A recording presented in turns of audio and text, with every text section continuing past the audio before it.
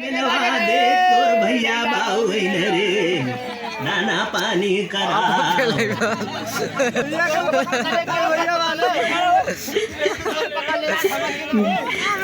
आराम से बीरानू हो बीरानू अरे दिन हो रहा बीरानू हो बीरानू आय हो बीरानू बीरानू हो बीरानू हरी के कार जावा समवाई लेता बीरानू ऊंची ऊंची बखरिया देखी बिहला भैया बीरानू सब करम भोग बारे भितरा के मारमिया नाही झल्ला भैया बीरानू अरे माई तो के बड़ा दुख बारे रतिया में जब देला सूट भैया बीरानू तब तो बनोया सरवा बड़ा गलती करा भाई के कारजवा जाइला लूट भैया बीरानू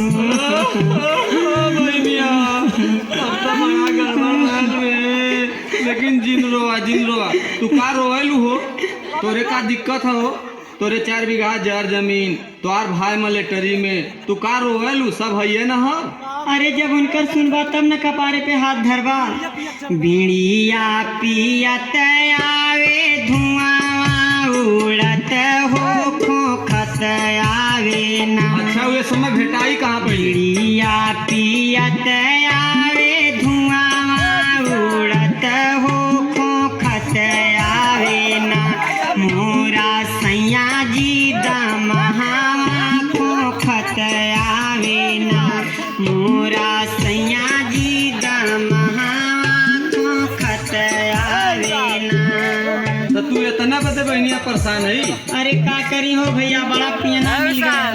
ये कौन बड़ी बात है वाले सारे के टीवी भैल एक बार बक्सर चल के दिखा दे अपने मान वहाँ टीवी का दवाई मिला ठीक हो जाए मजे का चंगा हो जाए लगी कमा के खियावे तो पैसा वैसा तो ना हो बपुआ पुतवा तो तू रोज सरबो दारू पियन रात दिन अरे वो का करल अरे रोज सुना का करन कुल अरे गौना कराई के बलमा मोरा अढ़िया ढोराम गौना कराई के बलमा मोरा अढ़िया ढोराम कितना बताइए बीरन अरे का बताई सतिया कितना बताइए बीरनू दुखवा सतिया गौना कराई के बलमा मोरा अढ़िया ढोराम गौना कराई के बलमा मोरा अढ़िया ढोराम कितना बताइए बीरनू आई हो बीरनू अरे जिन कितना बताइए बीरनू दुखवा सतिया कितना बताइए बीरनू दुखवा सतिया अच्छा ये बहनिया एक बात तो से बताई थे हमार मनवी कहाँ का बात था लेकिन देख जब हम तोरे बदे लड़ाई ले तो तोके हमरे इज्जत मर्यादा का बराबर ख्याल रखे पड़ी देख एक बात तोके बताई अबे सारे के संगे तोर न बीती का समझली तय चल हमारे संगे हम कमाता है तय का चिंता करेली रे कहाँ हो सारे के बोला तब पूछ लो के चल हे हो सुनत हवा हो अरे के बोला कौन रे है सुना हम जाती नैहर यहीं रहा कहाँ जा रहे नैहर जाती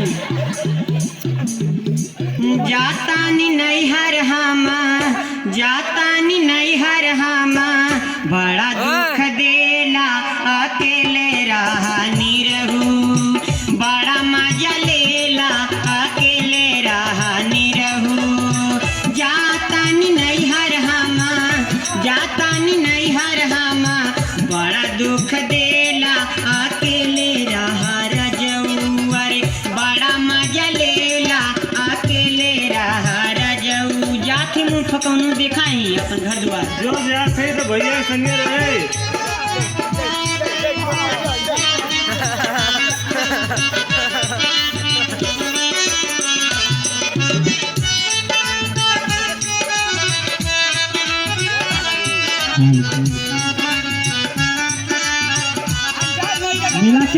भैया संग जात बानी कबो नहीं आई संगे रहे। जेतना रोवले बाड़ा ओतने रोवाई। भोग भोग भोग वहीं रह लेके घर द्वार।